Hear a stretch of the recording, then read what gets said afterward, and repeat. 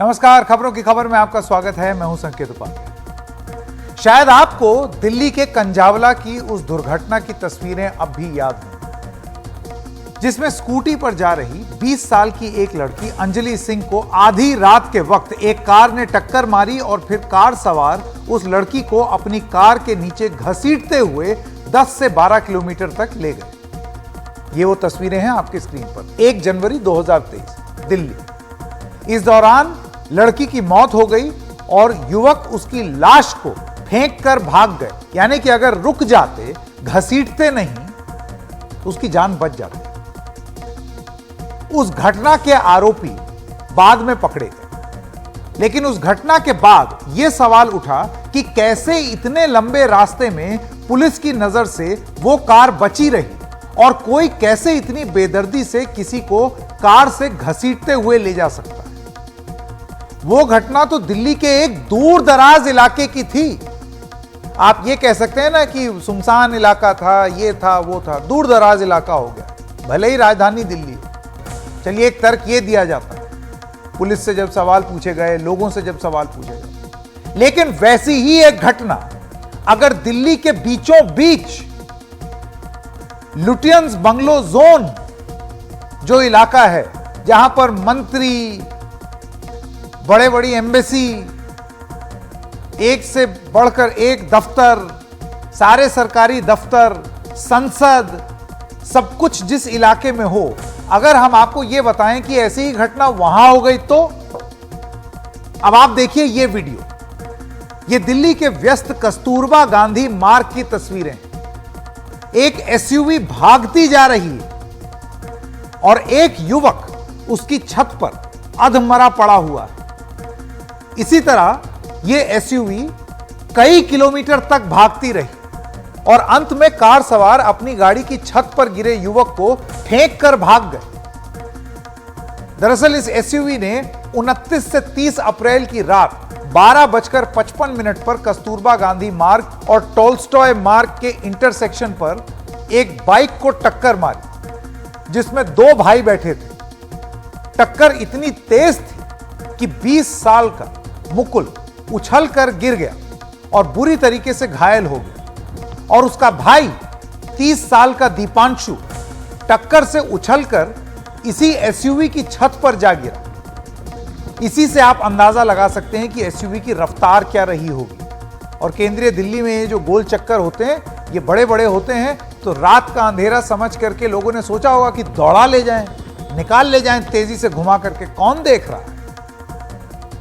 ये रास्ता वैसे बहुत व्यस्त रहता है, लेकिन क्योंकि रात की बात थी तो शायद लोग कम थे। इसी दौरान मोहम्मद बिलाल नाम के एक युवक ने इस एसयूवी का पीछा किया और कार की छत पर पड़े दीपांशु की तस्वीर खींची। मोहम्मद बिलाल ने हॉर्न बजाकर और चिल्लाकर एसयूवी को रोकने की भी कोशिश की, लेकिन कार नहीं रुकी। ये है कस्तूरबा गांधी मार्ग और टोल्स्टॉय मार्ग की रेड लाइट। यहीं पर आरोपी हरनीत सिंह चावला ने मुकुल और दीपांशु को टक्कर मारी। दरअसल आरोपी हरनीत सिंह चावला इस रास्ते से आ रहा था और यहाँ पर जो दीपांशु है वो अपनी स्कूटी से सीपी से आ रहा था। यहीं पर टक्कर हुई और टक्कर मारने के बाद आरोपी हरनीत सिंह चावला कार को बिना रोके इसी रास्ते पर आगे की ओर भाग गया। अब ये मुकेश की आपने रिपोर्ट देखी, जिसमें मुकेश ये बता रहे हैं कि ये कहां पर ये टक्कर हुई। वो मौका वारदात पर थे जहां पर ये वारदात हुई। टोल्स्टॉय मार्ग से रंजीत सिंह फ्लाईओवर। हम आपको जरा एक पूरा नक्शे के माध्यम से बता दें कि ये दिल्ली का कितना महत्वपूर्ण इलाका है।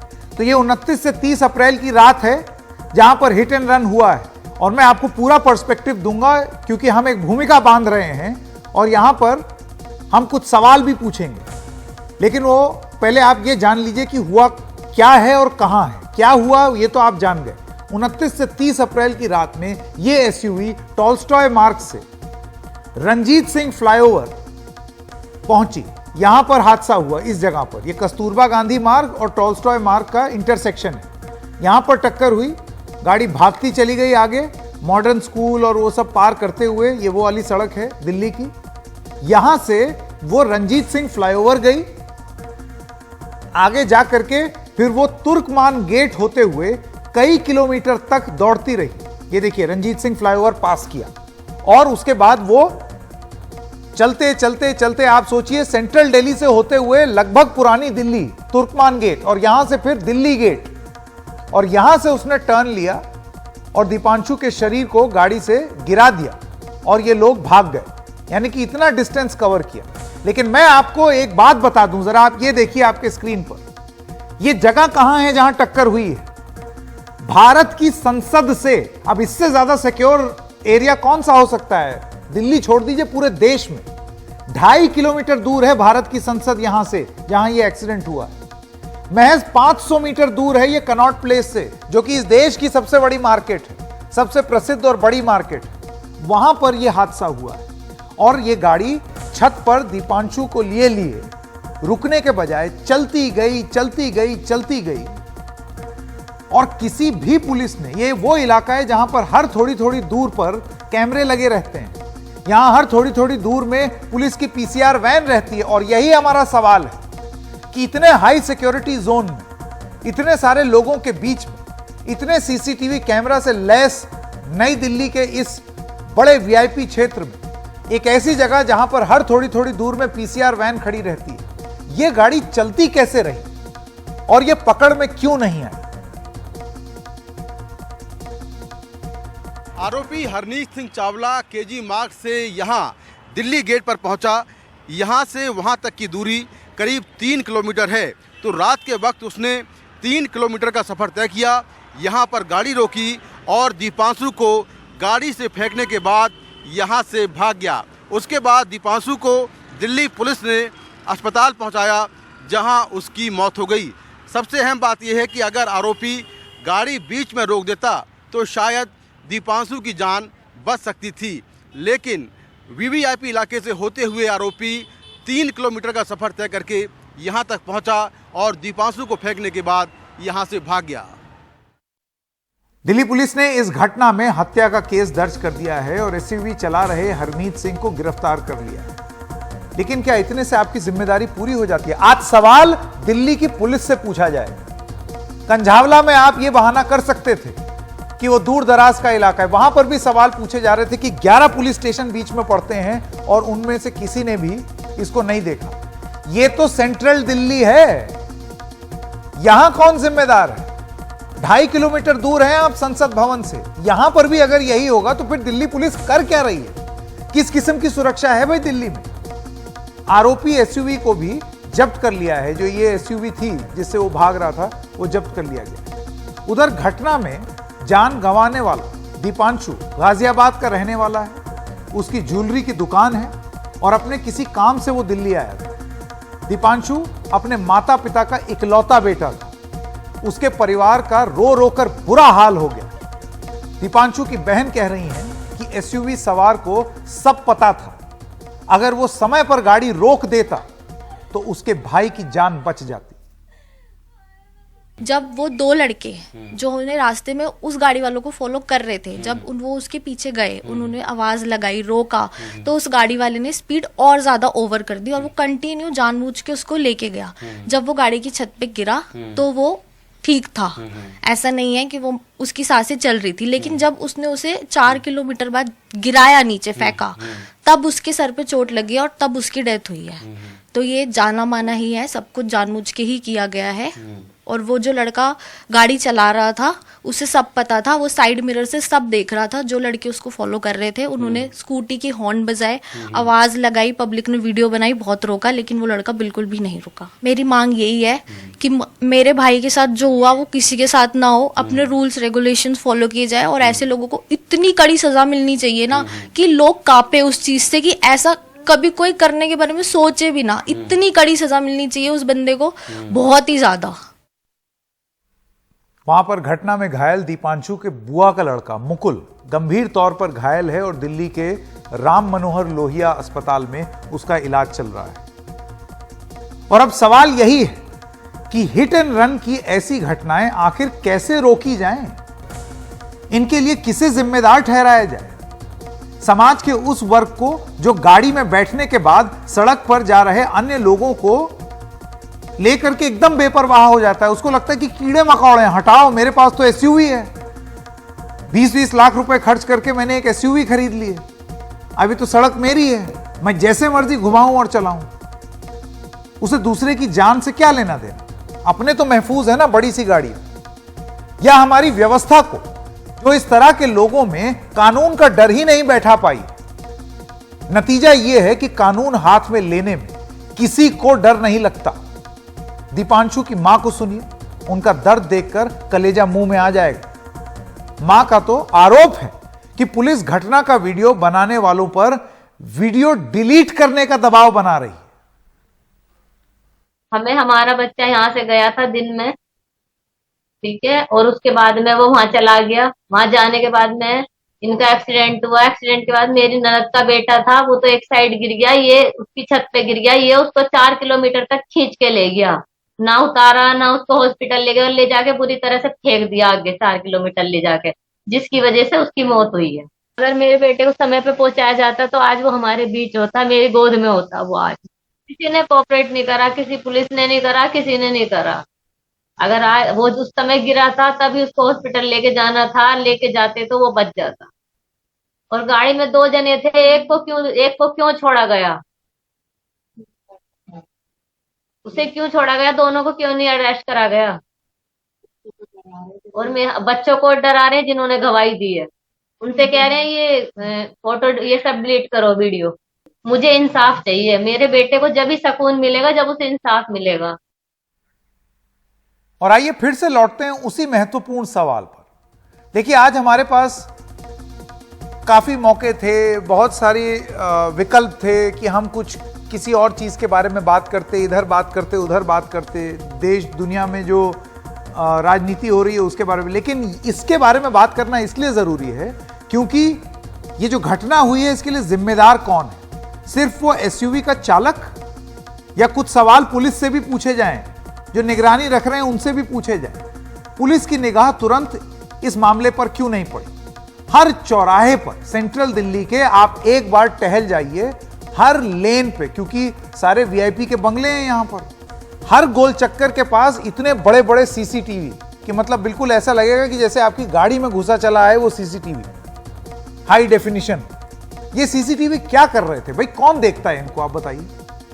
ऐसी घटना हो रही है, उसमें ये तुरंत डिटेक्ट क्यों नहीं हुआ? वो पीसीआर वैन कहां थी सेंट्रल दिल्ली में? सवाल यह भी पूछा जाता है कि चश्मदीद किसी आम नागरिक को क्या करना चाहिए? जैसे यहां पर भला हो मोहम्मद बिलाल का कि वो पीछे गए, लगातार अपनी बाइक से पीछे गए, वीडियो बनाया कि कम से कम आज इतना प्रमाण है, कम से कम ये मालूम है। लेकिन पुलिस के वो जो हाई डेफिनेशन कैमरे हैं उसकी फुटेज कहां है? कैसे पता चलेगा कि कौन कौन से पुलिस वाले लापरवाही कर रहे थे? कौन सी पीसीआर वैन को कहां होना चाहिए था जो नहीं थी? इस पर हमने बात की देश की पहली महिला आईपीएस डॉक्टर किरण बेदी से, जो अब बीजेपी में है, पुदुचेरी की उपराज्यपाल भी रही हैं और किसी जमाने में दिल्ली की ट्रैफिक व्यवस्था को सुधारने के लिए उनके काम की बहुत तारीफ की जाती है। पुलिस वाले इंडिविजुअली खड़े हुए देख रहे कि नहीं, पुलिस कंट्रोल रूम वैन्स देख रही है कि नहीं, ये मुझे नहीं मालूम। ये तो कैमराज ही बताएगा। कुछ सड़क पे जो कैमराज लगे हैं कि कौन क्या देख रहा है, कौन क्या देख रहा है, ये तो कैमराज ही बताएगा। लेकिन क्या कैमराज हमारे कनेक्टेड हैं? क्योंकि अगर नई दिल्ली है तो नई Delhi very high security zone है, तो क्या हमारे पुलिस कंट्रोल रूम कैमराज, क्या कंट्रोल रूम से हम कोऑर्डिनेटेड तरीके से नहीं वॉच करते? क्या हमारे पास टेक्नोलॉजी अभी ये नहीं आई है? ये पता करना जरूरी है कि क्या है भी हम लोगों ने कोऑर्डिनेट किए, सारे इंटरकनेक्ट किए कैमरास। जैसे ट्रैफिक जोन्स को इंटरकनेक्ट करना जरूरी है, क्योंकि एक सड़क से दूसरी कैमरा थोड़ी होगा, वो आपको कंटिन्यूटी बताएगा। जैसे मेट्रो रेल में है, कंटिन्यूटी बताते हैं, ये हमारे क्या कंटिन्यूटी बताते हैं? नंबर 1। नंबर 2, कितने लोग तो गए आए गए लोग, तो अगर पुलिस वाले देखे या नहीं देखे मालूम नहीं है, वो कैमराज ही बताएंगे। लेकिन लोग तो आ जा रहे हैं, उनकी नंबर्स भी आएंगे कैमराज में। उन्होंने क्यों नहीं रोक के 100 को इन्फॉर्म किया? क्या किसी ने किस पहला इन्फॉर्मर कौन है पुलिस कंट्रोल रूम मैन को इस हरकत के बारे में? कैमरा वाला जिस व्यक्ति ने सिर्फ इसका कैमरा लिया, क्या उसने इन्फॉर्म किया? कैमरा लेने से पहले उसने 100 नंबर को इन्फॉर्म किया कि ये हो रहा है, मैं इसका कैमरा ले रहा हूं, आप भी आ जाइए, आप देखिए, इसको रोकिए, ट्रैफिक को। क्योंकि अगर 100 को करते तो ट्रैफिक पुलिस भी अलर्ट हो जाए, पीसीआर भी अलर्ट हो जाए। लेकिन अगर आप इन्फॉर्म नहीं करेंगे और इसी चीज पे हम रखेंगे कि पुलिस वाले इतने हैं डिप्लॉयड, उन्होंने क्यों नहीं देखा? हर आदमी सड़क पर ही थोड़ी देख रहा है, और एकदम निकल गया ट्रैफिक एकदम। तो अगर आप सड़क पे नहीं देख रहे ट्रैफिक को तो आपको नहीं देख पाएंगे। पीसीआर भी एक जगह खड़ी है, वो सड़क पे उस जगह नहीं, वो नहीं देख पाएगी। तो सिर्फ उसको मैसेज जाना जरूरी है। क्यों नहीं लोग आते जाते उन्हें मैसेज दिया जिन्होंने देखा? ये जिम्मेवारी नहीं है पब्लिक की, ये पब्लिक की जिम्मेवारी है ना आने जाने की। कम से कम आप रुक के फोन तो कर दीजिए 100 को कि हम ये देख रहे हैं। कैमरा देखना, वायरल अपने आप को बनाना, वो एक बात है, लेकिन इंफॉर्मेशन पहले देना बहुत जरूरी है, वायरल से पहले। जब मोहम्मद बिलाल ने ये तस्वीरें बनाई तो मुझे नहीं लगता शायद मकसद ये रहा होगा कि वो वायरल हो जाए, क्योंकि मोहम्मद बिलाल ने ये जो तस्वीरें दी हैं, आप ये जान लीजिए कि प्रमाण के रूप में यही एकमात्र तस्वीर है जिससे गाड़ी का पता लगा है, जिससे रूट का पता लगा, जिससे एफआईआर फाइल करने में मदद मिली। और हमको सीधे सीधे, क्योंकि अब यहां पर अगर पुलिस से सवाल हम पूछ रहे हैं, आप सोचिए पुलिस तो चाहेगी नहीं ना कि उससे बहुत कठिन सवाल पूछे जाएं। कौन चाहेगा? क्योंकि ये सवाल पूछा जाएगा कि 2.5 किलोमीटर दूर पार्लियामेंट है, ये सब हो रहा है, आपकी अकाउंटेबिलिटी कहां है? तो ये एक फुटेज आ गई। पुलिस की जिम्मेदारी है कि वो और फुटेज निकालें और उन सभी पुलिस वालों से ये सवाल पूछा जाए कि आप कहां थे इन सड़कों पर, जो आपकी ड्यूटी थी, आप कहां थे? कितनी बड़ी फौज है दिल्ली पुलिस। उधर यूपी के पूर्व डीजीपी इस पूरे मामले पर दिल्ली पुलिस की भूमिका पर कटघरे में खड़ा कर रहे हैं। डीजीपी विक्रम सिंह की यह बात सुनिए। दिल्ली कोई सामान्य नगर नहीं है, देश की राजधानी है। वहां पर इस प्रकार की घटनाएं, एक आश्रम के पास हो जाना, एक निजामुद्दीन के पास हो जाना, और लेकर के बॉनेट पर लेके किलोमीटर दर किलोमीटर चलते रहना, क्या हमारी पुलिस व्यवस्था, क्या गश्त है, क्या गाड़ाबंदी है, क्या पिकेटिंग है? चिंता की तो बात है ही है। पुलिस को और अपने से जो पेट्रोलिंग प्रोग्राम है उसको और उसमें सुधार की जरूरत है। सीसीटीवी के माध्यम से स्मार्ट कवरेज कराइए, और इस तरह की दुर्घटना होती है वहां पर तत्काल पहुंचे, रिस्पांस टाइम कम करें। लेकिन रिस्पांस टाइम अगर कम हो भी गया, अगर आप अलबत्ते आरोपियों को बचाने के चक्कर में हैं और जो पीड़ित पक्ष है उनको आप धमकाने की कोशिश कर रहे हैं, तो पुलिस के नेतृत्व के लिए हस्तक्षेप करने की जरूरत है। अब एक सवाल तो ये है कि ऐसी घटनाएं रोकी कैसे जाएं, क्योंकि ये बहुत बड़ी समस्या हो गई है पूरे देश भर से। ये हर रोज सैकड़ों ऐसी तस्वीरें आती हैं, और सोचिए उन प्रकरण में जहां पर कोई सीसीटीवी नहीं होगा या कोई मोबाइल लेकर के फोटो नहीं खींच रहा होगा, ऐसी कितने सारे प्रकरण होंगे जिनके बारे में हमें पता ही नहीं। लोगों को कैसे संवेदनशील बनाया जाए, और दूसरा कि इन घटनाओं में मृतकों के परिजनों और घायलों के लिए सरकार ने क्या प्रावधान किया, इसकी तहकीकात करते हुए हमारी निगाह इसी साल 16 मार्च को सड़क परिवहन मंत्री नितिन गडकरी द्वारा लोकसभा में दिए गए एक जवाब पर गई। इसके मुताबिक 25 फरवरी 2022 को सड़क परिवहन मंत्रालय ने हिट एंड रन मोटर दुर्घटना स्कीम के तहत ऐसी घटनाओं में गंभीर रूप से घायलों को 50,000 रुपए मुआवजा और मृतकों के परिवारों को 2 लाख रुपए मुआवजे का ऐलान किया है। लेकिन इस मुआवजे से पहले एक विस्तृत प्रक्रिया प्रोसेस ये अपनाना होगा। मंत्रालय की सूचना के मुताबिक 2017-2018 में हिट एंड रन की घटनाएं करीब 650 लोगों की मौत हुई थी और 595 लोग घायल हुए थे। 2018-19 में 640 के आसपास 643 लोगों की मौत हुई और 590 लोग घायल हुए। 19-20 में 615 लोगों की मौत हुई और 366 लोग घायल हुए। और मैं आपको फिर बता दूं, ये वो मामले हैं जो कि सामने आ गए हैं, इन पर एफआईआर हो गई है, हिट एंड रन के मामले। 2020-21 में 562 लोगों की मौत हुई थी और करीब 150 लोग घायल हुए। 21-22 में 660 लोगों की मौत हुई और 113 घायल हुए। और साल 2022-23 में फरवरी 2023 तक 72 लोगों की मौत हुई है और 6 घायल हुए हैं और इन सभी लोगों को नियमों के तहत मुआवजा दिया गया। लेकिन ये आंकड़े उनके ही हैं जिन्हें हिट एंड रन मामलों में नियमों के तहत मुआवजा दिया गया। ये हिट एंड रन केसेस के नहीं हैं। असली आंकड़े इससे कहीं ज्यादा है। यानी कि आप ये समझिए कि अवेयरनेस कॉम्पनसेशन को लेकर के इतना ही है, ये अभी 3 डिजिट्स में ही है, जबकि आप ये सोचिए कितने हिट एंड रन होते हैं इस देश में। एक अनुमान के मुताबिक भारत में हर साल जितनी मौत सड़क दुर्घटनाओं में होती है उतनी दुनिया में कहीं नहीं होती। सड़क परिवहन मंत्री नितिन गडकरी ने road accident in India 2021 report में लिखा था कि विश्व स्वास्थ्य संगठन यानी कि वर्ल्ड हेल्थ ऑर्गेनाइजेशन के मुताबिक दुनिया में सड़क दुर्घटनाओं में होने वाली 10 मौतों में से 1 मौत भारत में होती है। यानी दुनिया में सड़क दुर्घटनाओं में होने वाली मौतों का 10% अकेले भारत में होता है। हर साल करीब 1.5 लाख मौतें भारत में सड़कों पर हो रही हैं। कोई घर से आ रहा है, कोई घर से जा रहा है। 10 लाख बहुत बड़ा आंकड़ा है। इसे दूसरी तरह से अगर देखें तो भारत में हर रोज औसतन 422 लोगों की सड़क दुर्घटना में मौत हो रही है। यानी हर घंटे 47 लोग सड़क दुर्घटनाओं में बिल्कुल उसी तरीके से मर रहे हैं जैसे कि आपने इस तस्वीर में अभी देखा। 2016 से अब तक भारत में सड़क दुर्घटनाओं के आंकड़ों पर एक नजर डालते हैं। 2016 में देश में 4,80,652 सड़क दुर्घटनाएं रिकॉर्ड की गई, जिनमें से करीब 1.5 लाख मौत हुई। 2017 में 4,64,000 हादसे हुए, जिसमें 1 लाख करीब 1.5 लाख आप समझ लीजिए मौतें हुई। 2018 में भी 4,60,000 के आसपास हादसे हुए, जिसमें 1.5 लाख के आसपास मौत हुई। और 2019 में भी वही आंकड़ा है, बिल्कुल उसी तरीके से। यानी कि स्टेटिस्टिक्स ये दिखाते हैं कि साल दर साल ये मौत कम नहीं हो रही, हादसे कम नहीं हो रहे, मौतें कम नहीं हो रही। 2020 में थोड़ा सा कम जरूर हुआ, लेकिन फिर आप देखिए दोबारा बढ़ गया 2021 में। तो ये एक समस्या की बात है, बहुत बड़ी चिंता की बात है। सड़क हादसों में मौत एक आंकड़ा बहुत गंभीर है, बहुत गंभीर आंकड़ा है।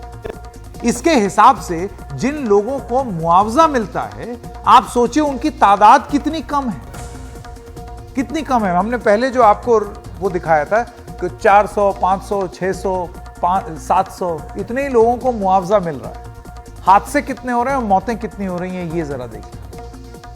हिट एंड रन और रोड रेज के मामलों में कठोर कानून की मांग करने वाले वकील अभिषेक चौधरी ने दिल्ली हाईकोर्ट में एक जनहित याचिका दायर की है। अभिषेक चौधरी का कहना है कि सड़क दुर्घटनाओं को सरकारें गंभीरता से कभी नहीं लेती। 1860 का जो आईपीसी है उसमें एक भी सेक्शन ऐसा नहीं है जो स्पेसिफिक टू रोड रेज के ऊपर हो। सर रोड रेज की फिर मैंने जब रिसर्च करी तो सर मेरे को ऐसे डाटा मिले सर जिन्होंने हिला दिया मेरे मन मस्तिष्क को। भारत सरकार को भी सर उसको पे कोई संज्ञान नहीं लिया, ना कोई चिंता थी। कई बार कोर्ट ने तो कहा है रोड रेज पे स्पेसिफिक सेक्शन हो, मगर सरकारें नहीं जागी। सर लाखों लोग रोड रेज में सर अपनी जान गंवाते हैं कि गाड़ियों से वे लोग उतरते हैं और सर गाड़ी की वैल्यू कम, मतलब उनको लगता है कि उनकी ईगो हर्ट हो गई, तो सर वो पिस्टल से। और अभी रिसेंटली सर एक जज के साथ रोड रेज हुआ है, जो मैटर मैं ही लड़ रहा हूं सर, पटियाला हाउस कोर्ट में मैटर है। और वो बच्चा अंतरराष्ट्रीय शूटर है और उसने जज की पूरी गाड़ी को सर चक्कों से मतलब डैमेज कर दिया, एक सिटिंग जज की गाड़ी को। तो सर रोड रेज एक आने वाले समय में पेशेंस टेस्ट, उसमें मेरी जो सुझाव थे सरकार के लिए डायरेक्ट किया जाए कोर्ट से कि पेशेंस टेस्ट हो। दूसरा, अगर कोई रोड रेज करता है जो सड़क पर बदमाश बन के दिखाता है या ये दिखाता है कि कानून व्यवस्था कुछ नहीं है, गाड़ी ही सर्वोपरि है, सर गाड़ी सही हो जाती है, मगर जो इंसान की बॉडी है आप उसे हार्म कर रहे हो, तो गाड़ी ज्यादा प्यारी है, इंसान नहीं है। तो सर ये दृष्टिकोण जो रोड रेज भारत विदेश में भी सर मैंने उसमें पॉइंट रखा, तो रोड रेज एक बहुत बड़ा ऑफेंस है और कंट्रीज में, मगर सर भारत में सर रोड रेज में सर कोई ऐसा स्पेसिफिक सेक्शन नहीं है सर। 323 केवल एक हर्ट की सेक्शन लग जाती है। तो सर इसमें मैंने जो सुझाव दिया था वो ये दिया था कोर्ट को कि डायरेक्ट किया जाए, मैंडेमस किया जाए सरकार को कि लाइसेंस रद्द हो उस आदमी का जो सड़क पर बदमाश बन के दिखा रहा है। और सर इसमें मैंने जो सुझाव दिया था वो ये दिया था कि रोड रेज में तुरंत जिसको जख्मी हुआ है उसको तुरंत एक अमाउंट उसको तुरंत दी जाए। और सर इसमें जो मैंने एक सुझाव दिया था वो ये दिया था कि कोई भी जो सबसे पहले गाड़ी से उतरकर दूसरी गाड़ी को हार्म करने के लिए आता है तो उसकी ज्यादा गिल्टी या उसकी ज्यादा जवाबदेही कोर्ट में बने। तो सर इस तरीके के सुझाव को लेकर मैं कोर्ट में गया था, मगर कोर्ट ने सर मेरी पीआईएल को एक रिप्रेजेंटेशन बनाकर सरकार के पास पहुंचा दिया। सर ना ही उसका कोई जवाब आया, ना ही उस पर कोई आज तक सर मिनट्स ऑफ मीटिंग बैठी। आइए रुक करते हैं हमारी अगली खबर का। कर्नाटक विधानसभा के लिए 10 मई को मतदान होना है, यानी ठीक एक हफ्ते बाद 13 मई को नतीजे आएंगे।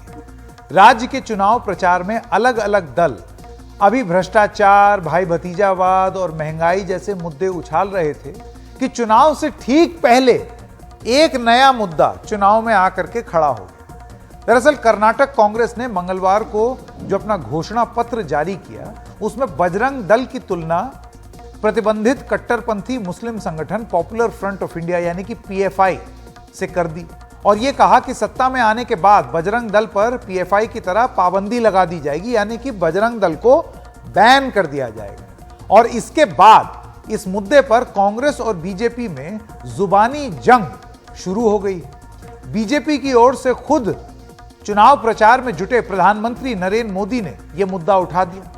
मंगलवार को होसपेट में प्रधानमंत्री ने इस मुद्दे पर कांग्रेस को घेरा तो गुरुवार को मुदबिद्री की अपनी सभा में यह मुद्दा उठाया और इसे बजरंग बली से जोड़ दिया। उन्होंने कहा अपनी रैली की शुरुआत जो उन्होंने की वो बजरंग बली की जय के नारे के साथ। बजरंग बली की, बजरंग बली की, बजरंग बली की। अब सवाल यह उठ रहा है कि ठीक चुनाव से पहले अपने घोषणा पत्र में बजरंग दल पर पाबंदी का मुद्दा उठाकर कहीं कांग्रेस ने बीजेपी को अपने खिलाफ एक हैंडल तो नहीं दे दिया, एक मुद्दा तो नहीं दे दिया है। अंग्रेजी में कहा जाता है सेल्फ गोल, तो गोल तो नहीं कर लिया, क्योंकि बीजेपी ने भुनाना शुरू कर दिया। आपने सुन ही लिया। इस मामले में बजरंग दल कार्यकर्ता भी राज्य में कई जगह विरोध पर उतर आए। उधर कांग्रेस की सफाई है कि उसने अपने मैनिफेस्टो में उन सभी संगठनों के खिलाफ कार्रवाई की बात कही है जो सामाजिक ताने बाने को बिगाड़ने की कोशिश करेंगे, चाहे वो पीएफआई हो चाहे बजरंग दल। लेकिन बीजेपी को बजरंग दल की तुलना पीएफआई से करने पर सख्त ऐतराज हो रहा है। मामला तूल पकड़ते देख कांग्रेस ने कहा कि बजरंग दल और बजरंग बली में बहुत फर्क है और बीजेपी इसे लेकर लोगों को गुमराह ना करे। ಆಂಜನೇಯನ ಭಕ್ತರು ಅರ್ಥ ಆಯ್ತಾ. ಪ್ರೈಮ್ ಮಿನಿಸ್ಟರ್ ಅಂತವರು ನಾವು ಶಾಂತಿ ತೋಟ ಕದಲಬಾರದು, ಯಾಕೆ ಅವ್ರು ಗಾಬರಿ ಮಾಡ್ಕೊಳ್ತಾ ಇದ್ದಾರೆ? ಬಜರಂಗ್ ದಳ್ಗೂ ಹನುಮಂತಂಗೂ ಏನು ವ್ಯತ್ಯಾಸ? ಹನುಮಂತನೇ ಬೇರೆ, ಬಜರಂಗ್ ದಳನೇ ಬೇರೆ. It is outfit. ಏನು ಆಂಜನೇಯನ ಹೆಸರು ಇಟ್ಕೊಬಿಟ್ಟಾರೆ ಬಜರಂಗ್ ದಳ ಅಂತ ಆಚೆ ಅವರು. तो कांग्रेस ने यह बात बोली है कि आप बजरंग दल को बजरंग बली से मत जोड़कर दे देखिए। कांग्रेस का यह कहना है और यह हमने बहुत सारे पुलिस की एफआईआर में भी देखा है कि बजरंग दल के लोगों का तार सीधे सीधे जुड़ा हुआ है। आप मोनू मानेसर वाला मामला देखिए जिसमें 2 लोगों को गाड़ी में जला दिया था, आरोप बजरंग दल पे था। ऐसे ही न जाने कितने मामले हैं। तो आरोप यह है कि भारतीय जनता पार्टी जब बजरंग दल को बजरंग बली से, भगवान से जोड़ रही है तो क्या वो इस तरीके के लोगों को भगवान बना रही है? क्या उनकी तुलना भगवान से कर रही है? ऐसा क्यों? लेकिन यह मामला कर्नाटक में अब तूल पकड़ गया। बीजेपी को लगता है कि तटीय कर्नाटक की 19 सीटों में साथ साथ मध्य कर्नाटक और बेंगलुरु की 1 दर्जन सीटों पर इस मुद्दे पर मजबूती से लड़ा जा सकता है और इससे फायदा भी मिल सकता है। बेरोजगारी, भ्रष्टाचार और महंगाई जैसे मुद्दे फिलहाल पीछे छूटते नजर आ रहे हैं। सांप्रदायिक ध्रुवीकरण की राजनीति तेज हो गई है। लेकिन क्या उत्तर भारत की तरह दक्षिण के इस राज्य कर्नाटका के लोग भी धार्मिक मुद्दों पर उसी तरह उन्मादित होंगे? ये एक बड़ा सवाल है। अब जब खुद प्राइम मिनिस्टर ने अपने भाषणों में यह मुद्दा उठा दिया है तो बजरंग दल के कार्यकर्ताओं का उत्साह और बढ़ गया है। आज कर्नाटक के बेंगलुरु के हरल्ली इलाके में बजरंग दल के कार्यकर्ताओं ने प्रदर्शन किया। उधर कर्नाटक के पड़ोसी राज्य तेलंगाना की राजधानी हैदराबाद में भी कांग्रेस मुख्यालय के सामने प्रदर्शन हुआ। इस दौरान उनकी पुलिस से झड़प भी हुई, जिसके बाद पुलिस ने बजरंग दल के कुछ सदस्यों को हिरासत में भी लिया। उधर यह मामला दूसरे राज्यों में भी तूल पकड़ रहा है। मध्य प्रदेश के गृह मंत्री नरोत्तम मिश्रा ने राज्य के वरिष्ठ कांग्रेस नेता कमलनाथ से पूछा कि वो खुद को बजरंग बली का बड़ा भक्त बताते हैं, तो क्या वो मध्य प्रदेश में बजरंग दल पर पाबंदी का समर्थन करेंगे। दोनों का ये सवाल और जवाब आप जरूर सुनिए। ये हमारा मैनिफेस्टो कमेटी की बैठक हो रही है। हम तो कहते हैं, ये तो सुप्रीम कोर्ट कह रही है भाई कि नफरत, पूरा प्रदेश कह रहा है जो नफरत फैलाए, जो विवाद करवाए, उसके ऊपर सख्त कार्रवाई होनी चाहिए। ये आज हमारी सामाजिक एकता की बात है। मैंने कई उनके ट्वीट देखे, वो बहुत बड़े हनुमान भक्त अपने आप को बताते हैं। अब स्पष्ट करें आदरणीय कमलनाथ जी, जो कर्नाटक में कांग्रेस ने अपना घोषणा पत्र जारी किया है, दृष्टि पत्र जारी किया है, मैनिफेस्टो जारी किया है, उसमें बजरंग दल की तुलना पीएफआई से की है। कभी इनके मंत्री बोको हराम से कर देते हैं। अब कमलनाथ जी बताइए कि आप इनके साथ हैं या नहीं है। कांग्रेस ने जो घोषणा पत्र जारी किया है उसमें अपनी स्थिति को आप स्पष्ट करो। उधर एमपी के मुख्यमंत्री शिवराज सिंह चौहान ने इस मुद्दे पर कांग्रेस को कटघरे में खड़ा करने की कोशिश की है, तो वहीं छत्तीसगढ़ के मुख्यमंत्री भूपेश बघेल ने कहा कि छत्तीसगढ़ में बजरंग दल पर पाबंदी पर विचार किया जाएगा। कांग्रेस की मति मारी गई है, बजरंग दल पर प्रतिबंध लगाने की बात करते हैं। ये वही कांग्रेस जो अयोध्या में भगवान राम के मंदिर के निर्माण का विरोध करती थी, ये वही कांग्रेस जिनने राम सेतु को काल्पनिक कहा था, ये वही कांग्रेस जो मौका मिलते ही हिंदुत्व का विरोध करती है। आज उसका चेहरा पूरी तरह से बेनकाब हो गया है। सर्जिकल स्ट्राइक का विरोध करने वाले, आतंकवादियों को महिमा मंडित करने वाले अब बजरंग दल पर प्रतिबंध लगाने की बात कर रहे हैं। कमलनाथ जी बड़े हनुमान जी के भक्त बनते हैं। प्रतिबंध बजरंग दल पर लगाने की बात कांग्रेस कर रही है। बजरंग दल को बैन लगाने की बात क्यों? गुंडागर्दी कर रहे हो। यहां भी क्या कर रहे हैं? छत्तीसगढ़ में कम गुंडागर्दी कर रहे हैं, हम सब देख रहे हैं। बजरंग दल के सदस्य होने के नाते आपको यह अधिकार नहीं मिल जाता कि आप कानून में हाथ मिले। यदि कोई अपराध हुआ है तो अपराधी को सजा देने की प्रक्रिया है, संविधान में व्यवस्था है, पुलिस है, न्याय व्यवस्था है, सीधा एक्शन में। तो बजरंग दल के सदस्य होने के नाते आप कानून सीधा हाथ में ले लेंगे। वहां क्या हो रहा है उसके कारण से यहां ऐसा होगा। यहां की परिस्थिति के हिसाब से यहां के बजरंगियों ने कुछ गड़बड़ की तो उसको ठीक कर भी दी हम लोग, है ना। जरूरत पड़ेगी तो यहां भी सोचेंगे, लेकिन अभी वहां की समस्या के हिसाब से उस प्रदेश के जनप्रतिनिधियों ने, हमारी पार्टी के पदाधिकारियों ने जो सोचा है वो उसके हिसाब से अब वहां लागू हो गया तो यहां करेंगे क्या, वहां ऐसा हुआ तो यहां करेंगे क्या। ये मुद्दा जब कर्नाटक की सीमा के बाहर इतना गर्म हो चुका है तो कर्नाटक के चुनाव में क्या ये कोई बड़ा गुल खिला सकता है, वो भी ठीक ऐसे वक्त जब कांग्रेस भ्रष्टाचार, महंगाई, इन जैसे मुद्दों पर कर्नाटक की बोम्मई सरकार को काफी हद तक घेरने में कामयाब दिख रही है। कुछ सर्वे भी इसी तरीके की बात बताते हैं। कहीं कांग्रेस ने बीजेपी को ऐन मौके पर ऐसा मुद्दा तो नहीं दे दिया जो उल्टा उस पर ही भारी पड़ सकता है। हमारे सहयोगी अंकित त्यागी ने इस बारे में कांग्रेस प्रवक्ता और वरिष्ठ नेता पवन खेड़ा से बात की। प्रधानमंत्री नरेंद्र मोदी अपनी हर रैली बजरंग बली का नाम लेकर शुरू कर रहे हैं, कह रहे हैं कांग्रेस पार्टी ने अपमान किया है बजरंग बली का। भगवान को तो याद करना ही चाहिए और मोदी जी को तो खास तौर पे करना चाहिए। भगवान को याद बार बार करते रहना चाहिए। अपमान बजरंगबली का उन्होंने किया जिन्होंने बजरंग दल की तुलना हमारे इष्ट देव से की। मेरे इष्ट देव हैं, इसलिए मुझे तो बड़ा अपमानित महसूस हो रहा है। और इस पूरे विश्व में करोड़ों भक्त हैं बजरंगबली के, वो सब अपमानित महसूस कर रहे हैं। मैं उम्मीद करता हूं प्रधानमंत्री संवेदनशील व्यक्ति हैं, संजीदा व्यक्ति हैं, अगले 24 घंटे में वो इस विश्व के करोड़ों हनुमान भक्तों से माफी मांगेंगे।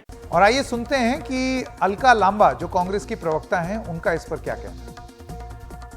देखिए, जब देश के प्रधानमंत्री जी बजरंग दल के बचाव में उतरते हैं तो आप ये बात मान लीजिएगा कि बजरंग दल के सीधा तार भाजपा आरएसएस से जुड़े हुए हैं। और जब भाजपा के ही नेता और देश के गृह मंत्री बीच कर्नाटक चुनाव में आकर ये कहें कि अगर कर्नाटक में भारतीय राष्ट्रीय कांग्रेस की सरकार बन गई तो दंगे होंगे, तो स्वाभाविक है, सोचा जाता है कि कौन सी संस्थाएं कर्नाटक में इन दंगों को, जो भाजपा का एजेंडा है, उसे जो है यहाँ पर करने में मदद कर सकती हैं, कर्नाटका को दंगों में जो है छोक सकती हैं। तो स्वाभाविक है, और सुप्रीम कोर्ट का आदेश का भी हमें बिल्कुल ख्याल आता है कि सुप्रीम कोर्ट खुद इस बात को मानता है कि चुनावों के लिए हेट स्पीच का इस्तेमाल किया जाता है, जाति और धर्मों को लड़ाने की जो है प्रयास होते हैं, और उस पर कार्रवाइयां सरकार नहीं करती। सुप्रीम कोर्ट ने कहा है कि राज्य सरकारों को इनके खिलाफ सख्त कार्रवाई करनी है, वरना कोर्ट की अवमानना होगी। हमारी सरकार ने कहा है कि हम अगर आते ही, जो हमारी सरकार आएगी, तो पीएफआई हो, बजरंग दल हो, या कोई भी ऐसी तीसरी चौथी संस्था हो, कानून और संविधान के दायरे में रहते हुए उन पर बिल्कुल कार्रवाइयां की जाएंगी। और अगर कार्रवाई को बैन की उसमें ले जाना पड़े स्तर तक, तो हम बैन भी लगाएंगे, क्योंकि हम कर्नाटका के जो भाईचारा है, प्यार है, उसको हम कतई भी बटने नहीं देंगे और भाजपा के मंसूबों को कामयाब नहीं होने देंगे। देखिए, जब देश के गृह मंत्री ने, अमित शाह जी ने ये बात कही थी, हम पुलिस में जाकर शिकायत करके आए, कोई कार्रवाई नहीं हुई। 1 हफ्ता हो गया है, हम चुनाव आयोग के पास गए, कोई कार्रवाई नहीं होती है। और मुझे पूरा भरोसा है कि अमित शाह जी ने अगर ऐसा कह दिया देश के गृह मंत्री ने, क्योंकि ये तो स्वाभाविक है, कांग्रेस की सरकार बनने जा रही है, और अमित शाह जी का जो इशारा है वो साफ है कि यही राजनीतिक दल है जो उन्माद की स्थिति पैदा कर सकते हैं भारतीय राष्ट्रीय कांग्रेस की सरकार बनते ही। तो हम इस पे कार्रवाई करते हुए बिल्कुल नहीं हिचकिचाएंगे। लेकिन एक सवाल यहां पर मैं दोबारा दोहरा रहा हूं, क्या भारतीय जनता पार्टी की तरफ से यह प्रयास कि बजरंग दल को बजरंग बली से जोड़ करके देखना, क्या यह राजनीति में उनको फायदा कर्नाटक और कर्नाटक से आगे मध्य प्रदेश और राजस्थान और छत्तीसगढ़ में देगा? और एक सेकंड के लिए आप राजनीति अगर अलग भी हटा दें, तो क्या भारतीय जनता पार्टी ये स्थिति स्पष्ट करेगी कि कहीं ऐसा तो नहीं है कि बजरंग दल में बजरंग बली के बारे में बात करते करते आप कहीं ना कहीं बजरंग दल के उन लोगों जिनके ऊपर आपराधिक मामले चल रहे हैं, और बहुत ही संगीन आपराधिक मामले चल रहे हैं, आप उनका भी कहीं ना कहीं समर्थन करते हुए दिख रहे हैं? राजनीति बजरंग दल बनाम बजरंग बली अब चलनी शुरू हो गई। नतीजा आगे देखिए।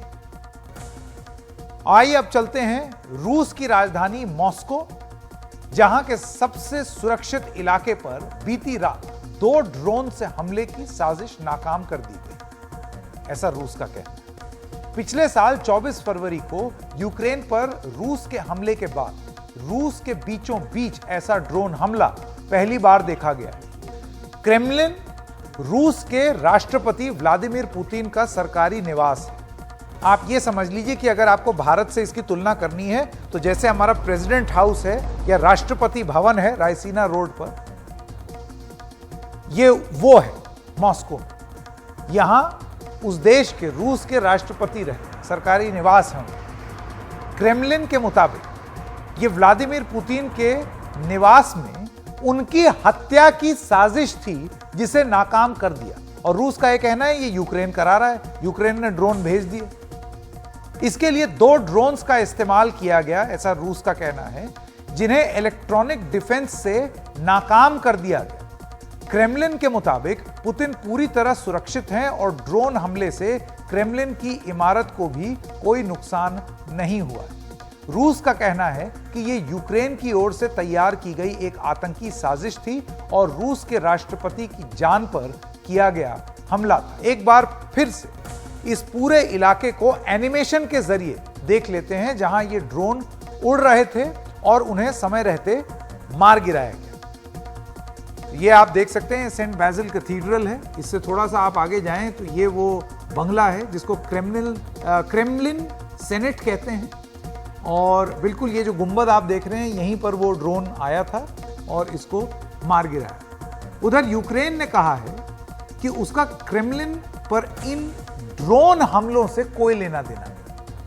यूक्रेन कह रहा है कि इस हमले में उसका कोई लेना देना नहीं है और वो ये हमला नहीं करेगा क्योंकि इससे कोई सैन्य हित नहीं सधेगा, उनको कोई फायदा नहीं मिल रहा है। इस सिलसिले में यूक्रेन के राष्ट्रपति व्लादिमीर ज़ेलेंस्की के प्रेस सचिव का बयान आया है जिसमें कहा गया है कि क्रेमलिन पर रात में हुए तथाकथित हमले की हमें कोई जानकारी नहीं है, लेकिन जैसा कि राष्ट्रपति ज़ेलेंस्की ने बार बार कहा है, यूक्रेन सभी उपलब्ध बलों और साधनों का इस्तेमाल अपने क्षेत्रों को मुक्त करने के लिए करता है, न कि दूसरों पर हमला करने के लिए। यूक्रेन का तो यह कहना है कि यह रूस की सोची समझी साजिश है जिसके तहत उन्होंने क्रेमलिन पर हमला किया है, कि खुद ही अपने ऊपर हमला करा लिया, ये दिखाने के लिए कि देखो वहां से हमला हुआ और उसके बाद फिर वो गुस्सा हो जाएं और अपनी जनता को एक बार फिर से ये समझा सकें कि अब हमें इसका जवाब देना पड़ेगा, हमें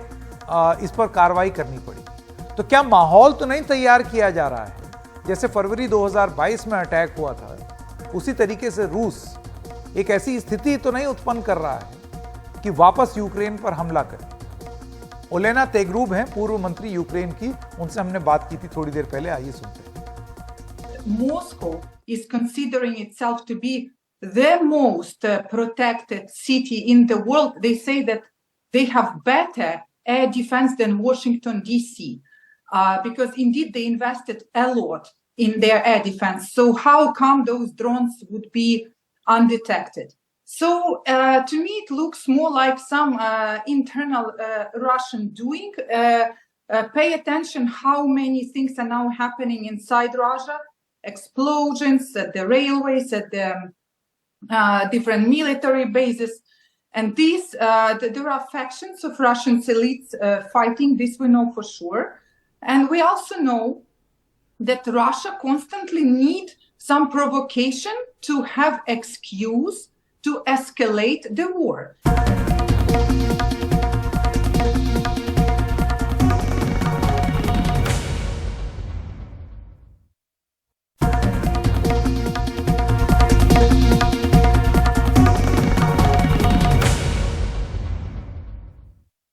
ब्रेक के बाद आपका स्वागत है और आइए अब बात करते हैं मध्य प्रदेश की, जहां पर मामा के राज में मरीज परेशान है। और यह हम क्यों कह रहे हैं? मामा का राज मतलब मध्य प्रदेश के मुख्यमंत्री का राज। मध्य प्रदेश में 15,000 डॉक्टर हड़ताल पर चले गए। क्या है ये पूरा मामला? देखिए अनुराग द्वारी की ये रिपोर्ट।